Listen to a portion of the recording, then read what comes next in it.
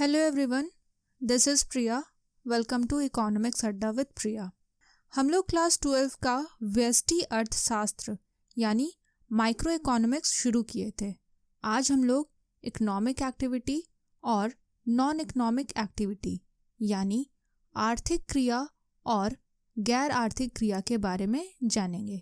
तो आइए शुरू करते हैं। ह्यूमन एक्टिविटी दो तरह का होता है, पहला इकोनॉमिक एक्टिविटी और दूसरा नॉन इकोनॉमिक एक्टिविटी यानी आर्थिक क्रिया और गैर आर्थिक क्रिया।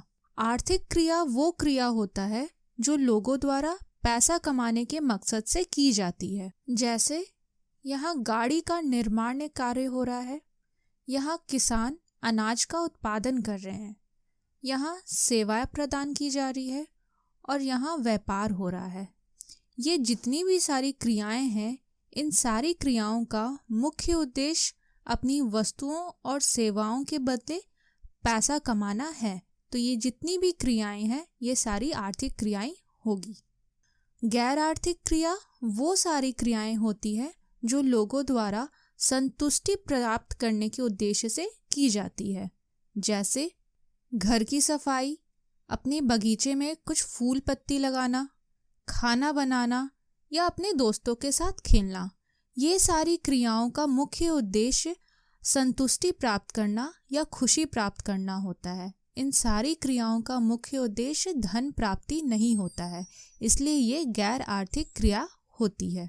आगे है इकोनॉमिक एक्टिविटी यानी आर्थिक क्रिया। हम लोग आर्थिक क्रिया को और अच्छे से समझेंगे। आर्थिक क्रिया वस्तुओं या सेवाओं को उपलब्ध कराने, बनाने, खरीदने या बेचने की गतिविधि है। यानी इसका जो मुख्य उद्देश्य होगा वो सिर्फ और सिर्फ धन प्राप्ति होगा।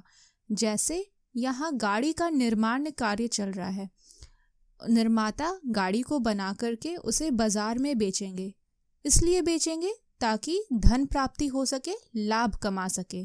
यहाँ पे एक दुकानदार फलों को बेच रहा है, तो वो फलों को इसलिए बेच रहा है ताकि वो सारे फल को बेच करके वो धन प्राप्ति कर सके, यानी ये एक आर्थिक क्रिया है।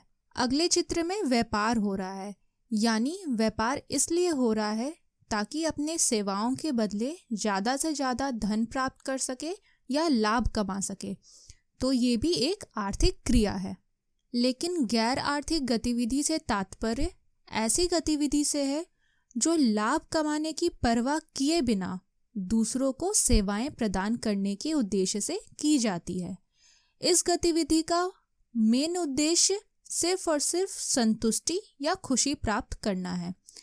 जैसे अगर हम घर में डांस कर रहे हैं तो वो अपनी खुशी, अपनी संतुष्टि के लिए कर रहे हैं, उससे कोई धन प्राप्ति नहीं हो रहा है, तो ये एक गैर आर्थिक क्रिया है।